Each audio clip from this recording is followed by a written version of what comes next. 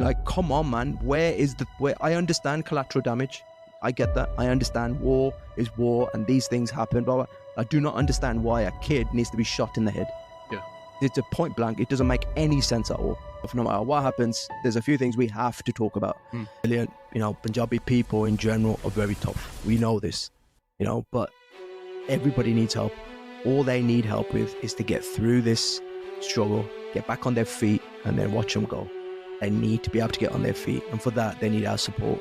I've said this before, when I was younger, I used to think there was good guys and there was bad guys in the world. You get older, you realize slowly that it's bad guys and even worse guys. Yeah. And that's it. Aman, episode 14. This is another recap. It seems like every 7 episodes we seem to do a recap. It feels like it, yeah. It feels like it's a good number to come back to, that's the thing. Yeah. And also, man, what is going on with the world, bro? Crazy. It doesn't make sense what's going on. Okay, so off the top of my head, the things I wanted to cover today, and I said to myself, no matter what happens, there's a few things we have to talk about. Punjab. Yes. So that is something that we really need to bring some attention to. Definitely. And obviously everyone is doing their bit, but we need to do more. And how serious is the Punjab situation? What is actually going on? First of all, like, what we think is it's just a flood. It's the worst flood you can imagine. Yes, that's true. But what I had no idea was the human intervention that's actually taken place that's made this natural disaster so much worse. Because I wasn't even aware that things like illegal developments that have been built on places where water was supposed to be drained. There's illegal sand mining where people have just taken sand off the banks, which has just left it weak. And maintenance, there's been so many floods. 1988 was obviously one of the big ones. 1993 was a huge one. There's so many floods that have happened in between then as well. So you would think the infrastructure would be in place. We are prone to this. We need to have something in place. But the government, there's been a failure in the administration to get the right infrastructure, the right resources, the right equipment to deal with this. I didn't realize that, all these things would be such a factor. I just thought it's just a flood, but it's not. It's so much more than that. And unfortunately, Punjab, it would seem, is by itself. Punjab is strong. Punjab is resilient. Punjabi people in general are very tough. We know this, but everybody needs help. All they need help with is to get through this struggle, get back on their feet, and then watch them go. They need to be able to get on their feet, and for that, they need our support. Make sure you use the right, right channels. Khalsa Aid, Midland Lanka Seva, Save Punjab. There's a lot, of good ones out there that you can go through and you can trust. Just be careful who you use. Other than those, I would personally recommend those. That's it. That's the best thing we can do. Okay, it's so scary, man. I mean, 80% of Punjab is agricultural farming, and its main livelihood comes from that, and that's what's been affected. So if you look at it has Punjab got a future? Of course it has, but man, right now it's drowning. There seems to be some silly narratives out there that, like, for example, there's festivals and things going on out there, and people are saying, oh, Punjab's drowning and these lot are out partying. This is a silly narrative to have. And like, especially when you're pointing the finger at the artists, because as far as I'm concerned, they've done so much for this cause, and there's so much they're doing and continuing to do. And if they go to work, what's the big deal? If they're going to go and do their job, which is how they afford to do their donations, give food, look after the cattle, donate boats, they're doing all these things because they're artists that perform on big stages. This festival is booked way in advance. And for people to then turn around and say, oh, they shouldn't be up there, this is stupid. Everyone needs to go to work. You're mistaking an artist's job for fun. It's not. They're doing a job. That's how they get paid. That's how they can afford to then look after their own. So we gotta stop that narrative. You know what I mean? Just focus on the task at hand, which is looking after the people that are dying, drowning. Punjab is drowning. Yeah. But I mean, that's not the only thing that's going on in the world, bro. What you told me earlier, that shit me up. So what was it? What's that guy's name? Pete what? The guy's name is Pete Hegseth. So he was the Secretary of Defense for America Yeah. is now been changed to Secretary of War. If that doesn't show the world we live in, the fact that it's gone from defending it to now war. It is such an American thing to do that. Yeah. You know what I mean? But again, okay, fair enough. Now you guys are now you're changing your titles from a defensive to a offensive. Yeah, it's come from, we're step back now, we're actually going to attack now. That's what they're implying. You were never being defensive. No. You were always being offensive. You know what I mean? It's not for changing titles about it. But that's not the only thing. I don't know if you saw the headlines. France's, what's his name? Macron. Yeah. He's literally told his hospitals that, what did he say now? That they need to prepare for war for 2026? I think March 2026. Is that confirmed? Is that speculation? Speculation. I think they're saying that they found a leaked letter that was going to a government place, and in the leaked letter saying prepare all your hospitals for upcoming war in March 2026. That is terrifying. That is. Yeah. But again, for people that are listening to this, we're a bunch of morons. So do your own research. Definitely. Don't disclaimer. Yeah. We don't know what we're talking about. Okay, we just read headlines and we just babble on about it. But yeah, that if that is true, then what is there? And all these alerts we're getting on our phone, these danger, that ain't cool, man. I don't like that. I tried to say to mine, I tried to chat GPT and say, how do I turn mine off? I don't want to know when. You don't have a choice. You either get it or you don't. Is that mad? Yeah. So what's that saying if you don't get one? Your phone's so out of support. Like your phone is that old. Yeah, it's not even worth this message. It must be like one of them old like brick Nokias. It's probably something like that. You've got to have probably one of those old ones. So are they basically saying if you're really, really poor, you're not going to make it? I would say that's messed up. That is. Yeah, let's say most phones should have it because it's an SMS message or an SMS alert. Yeah. So like most phones should get them theoretically, but if you're not getting it, you need to reconsider like your choices in life. If you're not getting it, I'm scared, man. Same. I'm scared. The fact that they're testing stuff like this is mad. I've said this before. When I was younger, I used to think there was good guys and there was bad guys in the world. Yeah, I used to think that the good guys are gonna save us. Yeah, and we are part of the good guys team, the goodies. When you're a kid, you think of goodies and baddies. Yeah, heroes and villains. When you get older, you realize slowly that there is no such thing as goodies. It's bad guys and even worse guys. Yeah. That's it. We're in a Bond movie, the worst of the worst, the most horrifying Bond movie, and there is no Bond. That's it. And all the villains have won. Now the villains are just fighting each other to see who's going to be the top villain. That's the world we live in, realistically. When you look at what's going on in the Middle East. Yeah. Now, okay, I'm not going to say this based on any religious belief, any people, nothing. The most bare minimum that a human being can feel, that empathy, compassion, is for a child, I think. Yeah. Like everyone should have the same feelings for children. Yeah. Leave the children out of it. Kids should not be dying. But like when you look at what's going on, kids are getting, in the Middle East, kids are starving.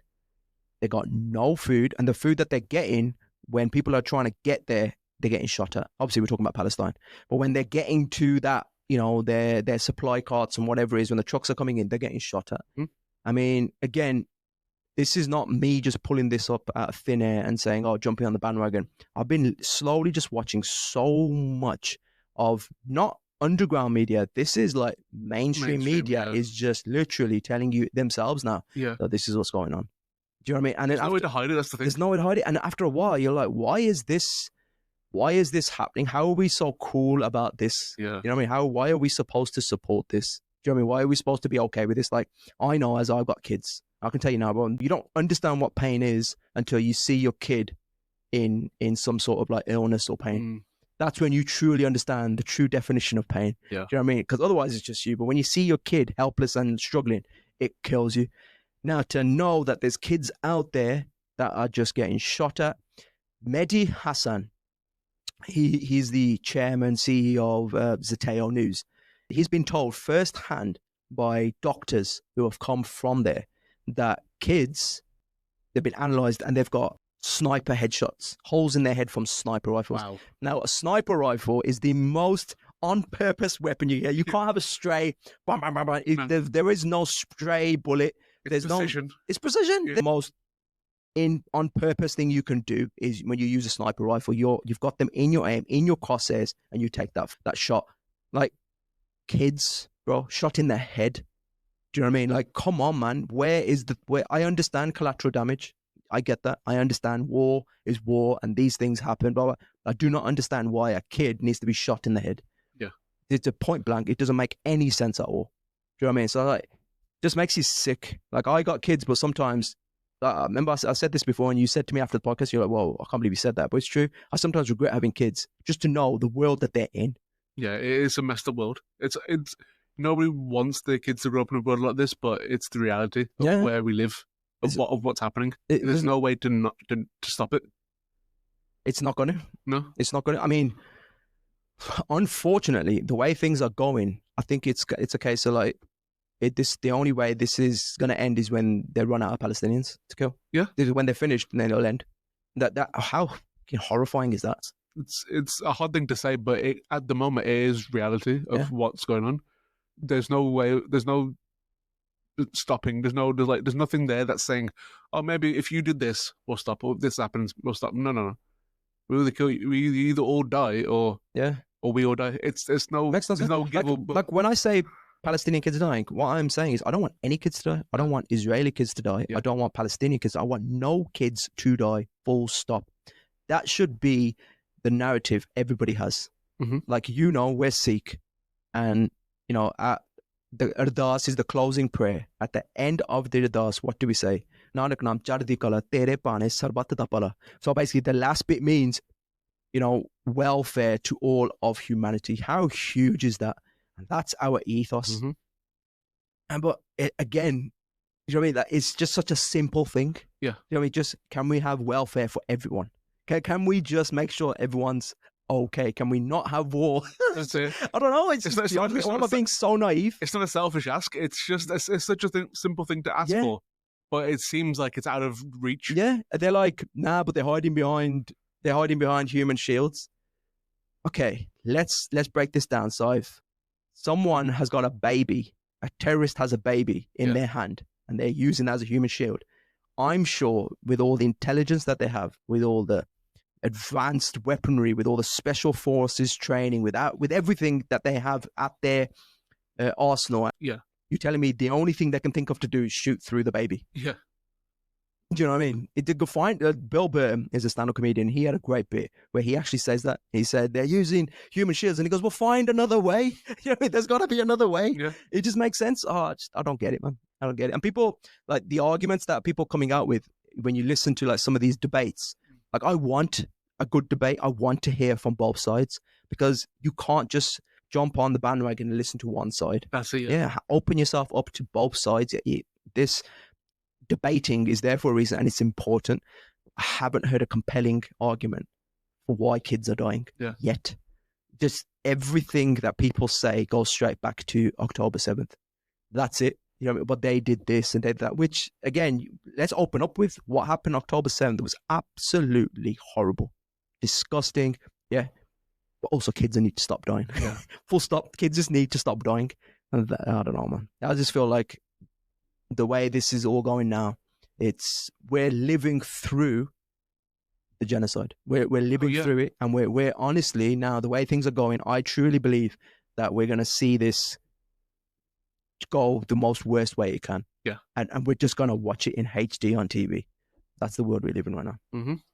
The podcast took a deep, dark dive there. We're going to lighten this up. Yeah. But again, I'm sure there's charities and that for Palestine as well. Definitely. Please, again, we'll put them in the description. We'll put something in the description. Help, man. Help wherever you can. Again, but with that situation, help how, man? That's it, is the aid that you're giving going there? Is it actually supporting is it reaching, or is it stopping at certain point? I don't know, man. I'm saying please continue, supporting. But man, it's just scary. It's a scary world, man. It is. So, son, I hate to give you a bit more dark news, but recently Russia launches record mass drone attack at a government building in Kiev. It was 805 drones sent in one night to strike this building. That's ridiculous, bro. insane. 800. Shall I tell you what's think crazy? about it. What's crazy about that is I'm sure I read somewhere that Putin has now invited Zelenskyy to come to Moscow and talk about peace negotiations, and he's guaranteed his safety.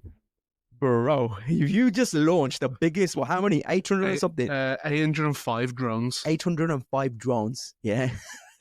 And then afterwards, you're saying, now come to mine. Yeah. Let's have a cup of tea. Yeah. He's put a thing on table and he goes, come round. Let's talk about It it. doesn't make no sense. Again, man, imagine what's going through Zelensky's mind Yeah. to have to think, I want peace to a certain degree. But I don't know if I want to go into the lion's den and That's take it, yeah. I don't know. What would you do there? I wouldn't believe him in the slightest to say he's going to guarantee my safety. The thing is, bro, I don't believe any of them. No. I don't trust any of them. That's the shittiest thing about this leadership and thing. Like, these guys are supposed to be the leaders of their countries. Do you trust any of them? Do you trust our own leader? No. Do you know that's what I'm saying? You can't trust anybody. Who can you look at and go, yeah, he's a great leader? There is no such thing. No. This is just some romanticized Hollywood fantasy that the superheroes are like the leaders. No, which fucked left, right, and centre. Excuse my language. I'll be honest with you. This is such a dark episode, bro. Yeah. But then again, this is the crisis episode.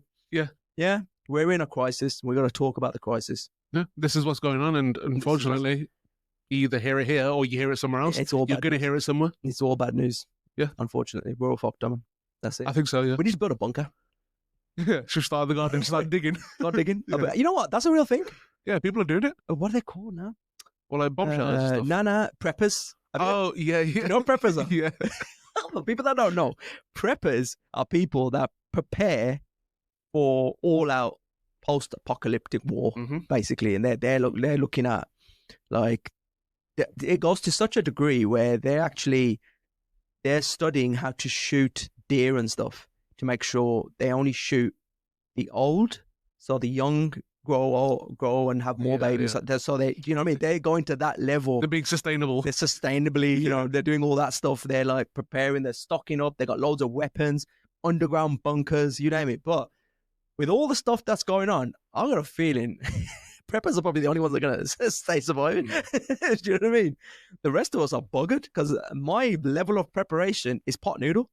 The only thing I've got that's going to last is pot. I got a load of pot noodle in the house, and that's about it. What if you run out of water? Yeah, that's it. We're buggered. I need dry pot noodle. Sea crisps. Oh man, I don't know what we're going to do, Bo. I don't know. So have you heard about the facility that's they've built? Basically, every single like flower, vegetable, any plant has been preserved in a certain area. Like it's like the vault almost. We'll talk about it properly. Yes, shall I tell you? Yeah, it's in the Arctic or somewhere like that. It's like a little corner of it popping out of the floor. No, it's like an actual like thing, like massive building. Yeah, no, but the rest of it's underground. Yeah, and only the doors are on. Yeah, I know. You know who else has got one of those? You ain't gonna believe this. Oreo, I'm pretty sure the biscuit, the cookie, have got their own super secret building where, it will survive nuclear explosions, just so the ingredients or the recipe for Oreos is saved. The global seed vault has every seed in mankind kept in this vault. Wow. Yeah. That's pretty cool. Yeah, it's crazy. It's like climate controlled. It's built to last everything like from nukes to like a zombie apocalypse. Wow. It's built to last. That is like the last known thing of everything. Let's say the world's ended now, man.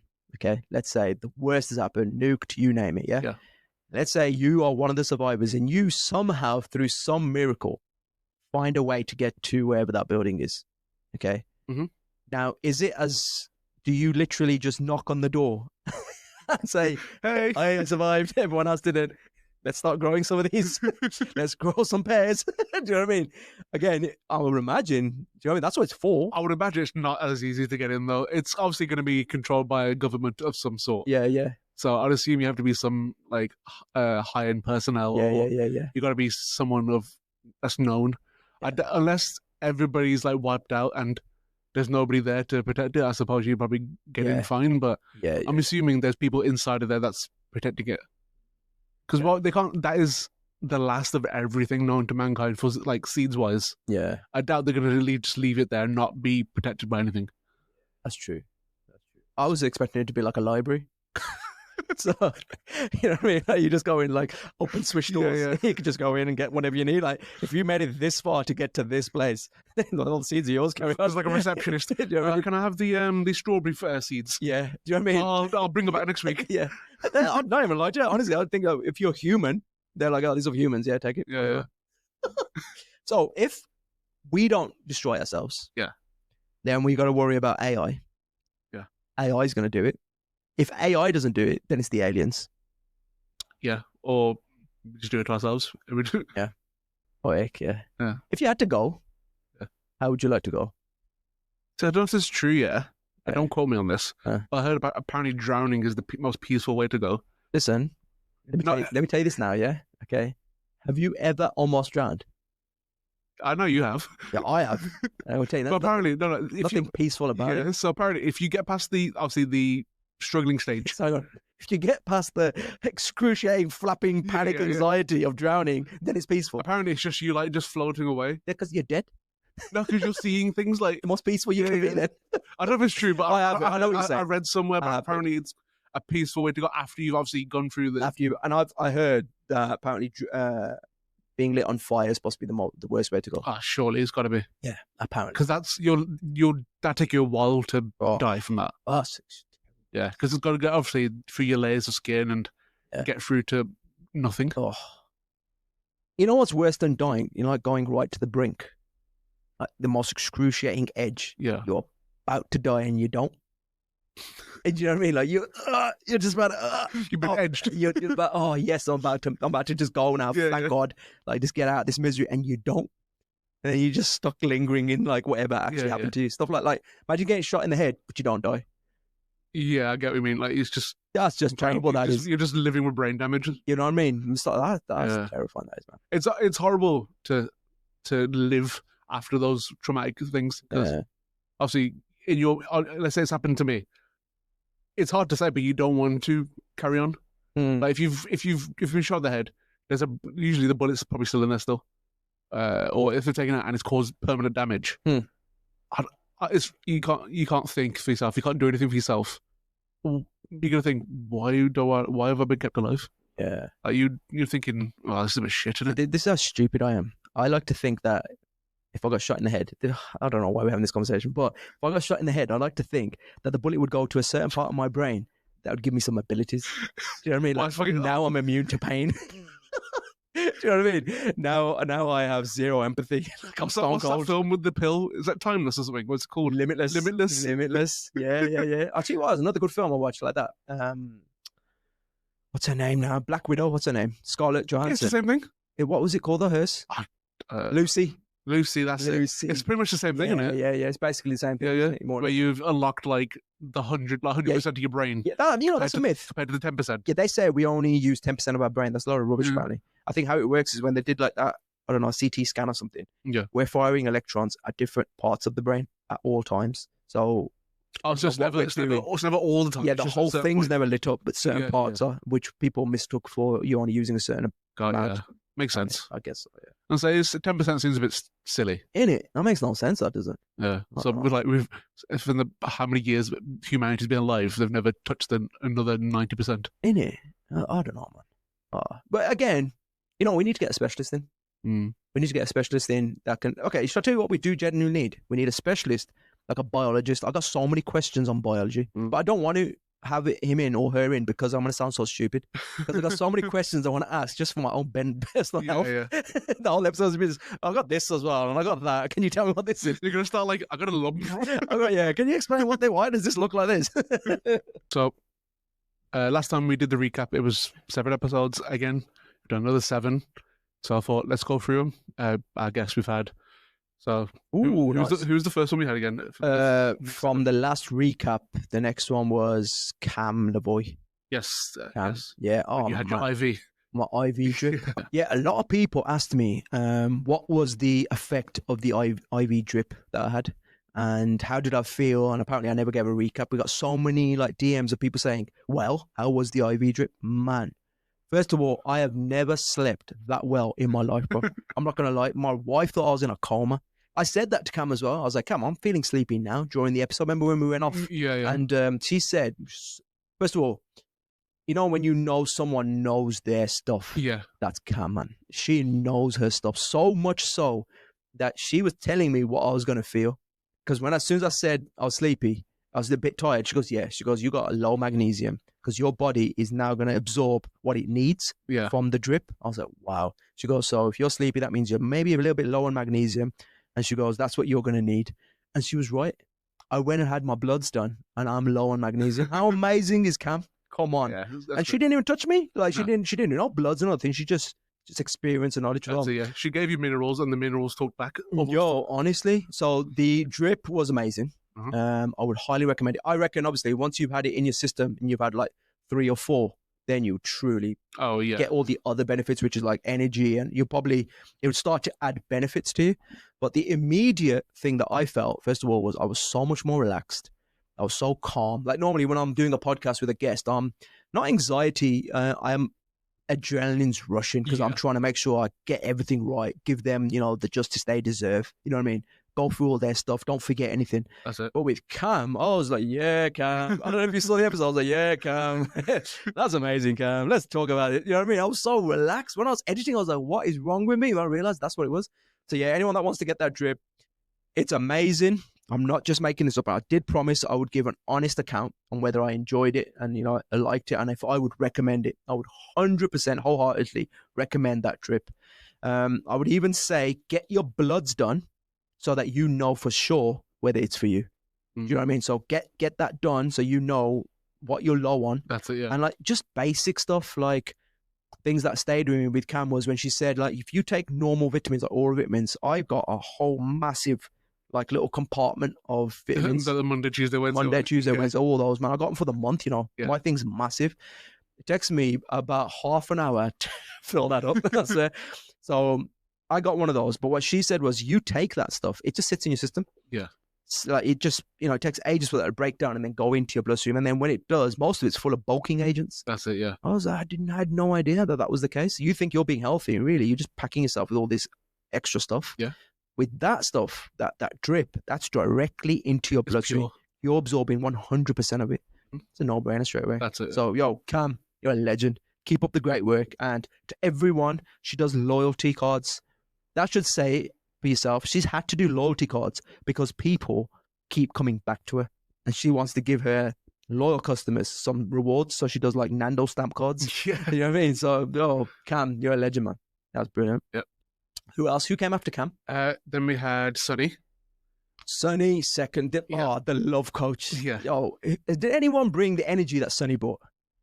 I don't think they matched him. It's just unbelievable. He was such a good... From beginning to end, he had the warmest smile. Yeah. From beginning to end, didn't he? Like, I wanted to carry on talking to him. Yeah. Even off camera, he was still the same. Same off camera? Yeah. Like, not that any of our guests are not the same. Yeah. They're not It's genuine. just nothing's been put on. With him, he was... Like, we didn't even have to tell him we're about to start. Yeah. He was just giving us information and telling us amazing stuff before we started recording. And even I had to say to him at one point, I was like, Sonny, stop. Save it for the show, man.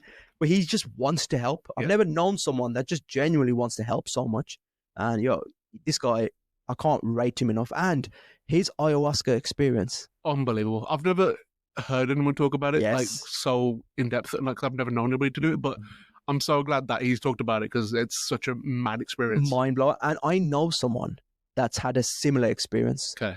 And he said nobody has ever been able to explain it the way he did.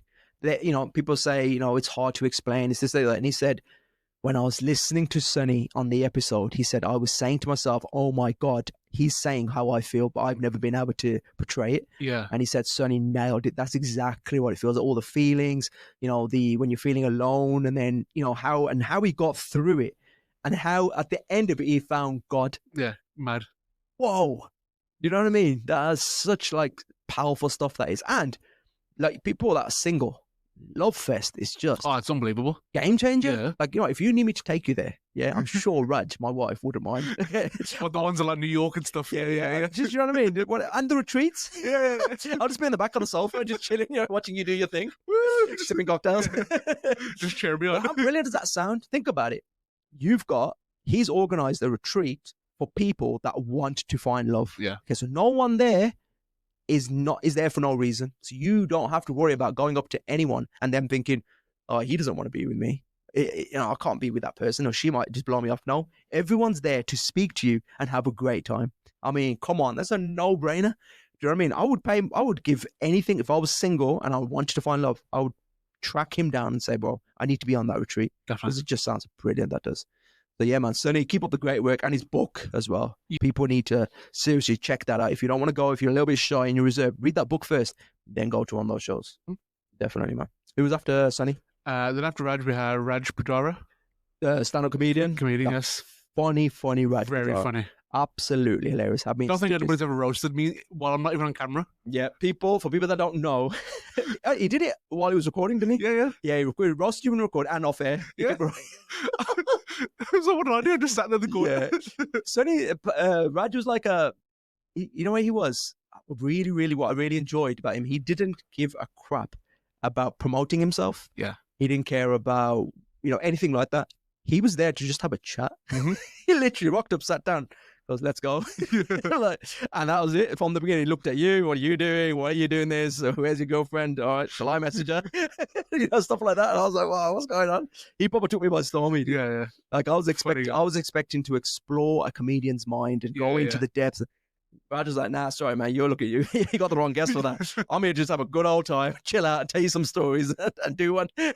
So fair play to Raj, man. Keep up your stuff. Yeah, Brilliant. I'll tell you what, since I've followed him on Instagram, he's been doing that Would You Rathers. Oh, yeah. It's so funny. Yeah. So I'll do him each day. They're proper good, man. He is funny, man. He is funny. Fair play to him. Who was after Raj? Then after Raj, we had Chris French. Chris French. Yep. Oh, my God. So the most nervous I've been in a podcast, I'll tell you this now, was Chris French's podcast. Yes. Because, I've never ever like sat down with an academic for that long. Mm-hmm. Someone who's like a professional, a professor of, I memorized it at the time, but I can't remember it now. So he was, I'll try it. Chris French, professor of atomistic psychology. No, I ain't got it. No, it's good. But that's what he was. Yeah. Professor of psychology and entomology, which is the study of the paranormal. Yeah. And man, if you're ever in doubt, and if you ever think, do these things exist? In your mind, they might do. But just watch that episode, or just read one of Chris's books, or just watch one of his things on YouTube. Yeah. And he'll just give you such a different perspective. Do you know what I mean? Like what I really enjoyed as well about Chris is I was expecting him to come on with just stone cold facts. I expected him to just come on there and go, no, this is how it is. This is how it's not. This is how you should think. But it's not. No. He says, I respect everyone that does think things. Yeah. I respect everyone that does think they see ghosts and spirits and paranormal stuff. And he basically just says, however, I believe this is what it is. And here's the evidence to back it. Here's the experiments I've conducted. No one's come forward. Do you know what I mean? And so when he came and literally told us that one experiment that's been run and you get like £1 million. Yeah. If you can, $1 million, if you can, bring and present paranormal abilities.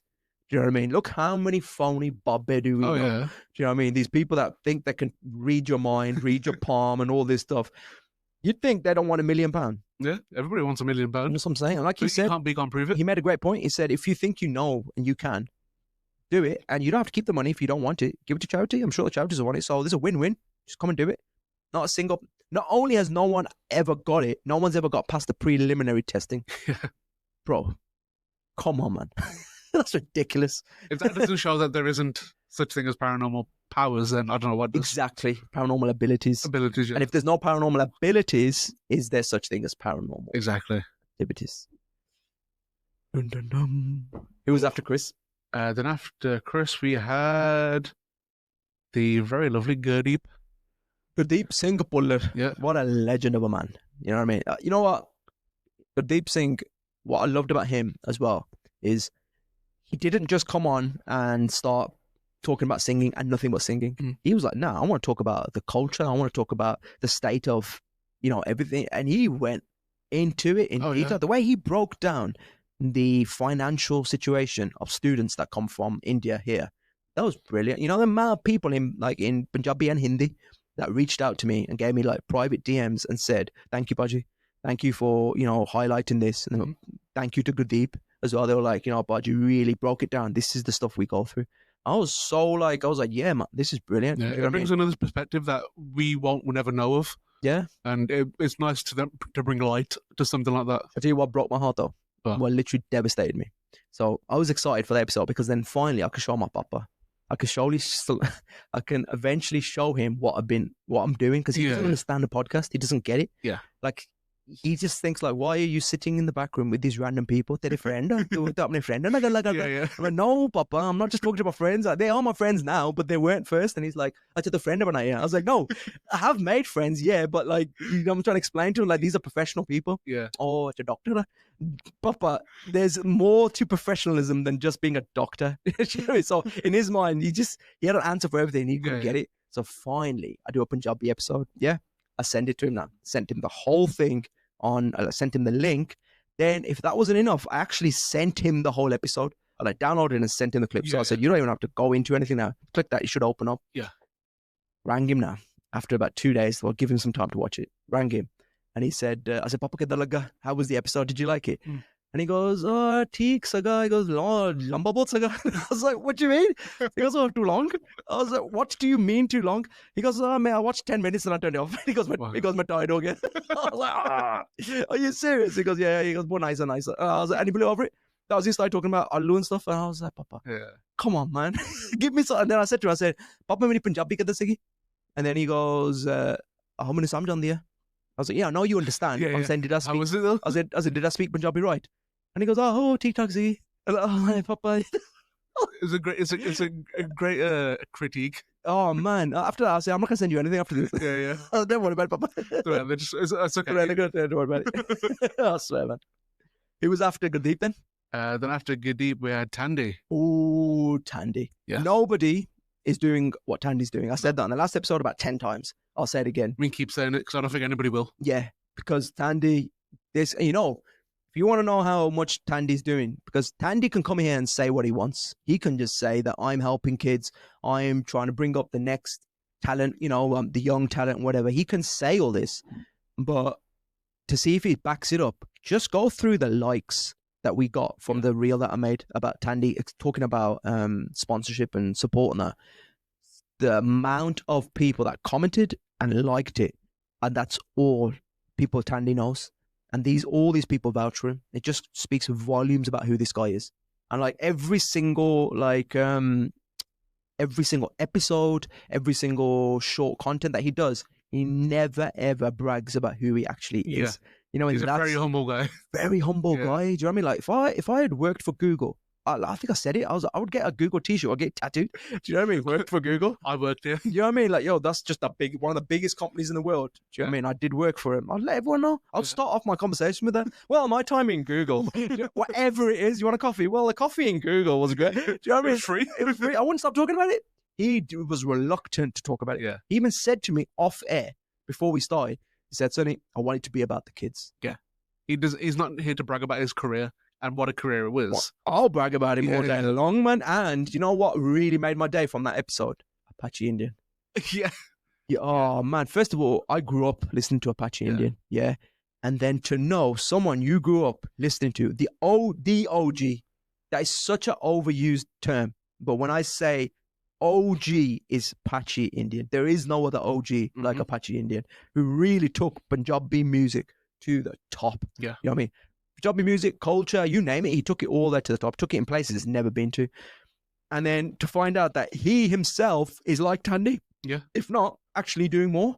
Do you know what I mean? Like, there's a boxer, Mehek, and he wore her tracksuit and like made reels and stuff with her merchandise on. He don't have to do that. No. He doesn't need to do any of this, but he was like, nah, I want to support this girl. This girl needs to go to the Olympics. I'll wear her stuff. Let's go. That's huge, man. Yeah. And also, Apache, shout out, man. Your sweets were banging. So good. Oh, my God. They lasted, we finished Tandy's episode at, I think it was 6 p.m. or something like that. Yeah. I think by 6:13, that was gone. Everything was empty, man. I'm telling you, my kids, Raj, my wife, she devoured. We were all fighting over like who gets the last Skittle, last deep frozen Skittle. The thing is that they're so easy to eat, though. There's no like chewing. You're not sticking your teeth. It just dissolved. It was just so what are they good. called? Freeze dried. Yeah, that's it. Yeah, Freeze drying, isn't it? So how does that work? What is freeze drying? I can't understand it. It's like I think it's taking the moisture out of the actual And then it sweet. Puffs up, yeah. Because it's taking the moisture and then it just freezes it. Like so popcorn and everything. Yeah, freezes it, yeah. Oh, that's amazing. Like a massive like machine you put it into, I think. Yeah, that's bad. Like a dehumidifier or something. Something like that, yeah. We're so stupid, bro. Ah, yeah. we're not candy connoisseurs. Yeah, we're candy connoisseurs. Yeah. Oh, I'll tell you what.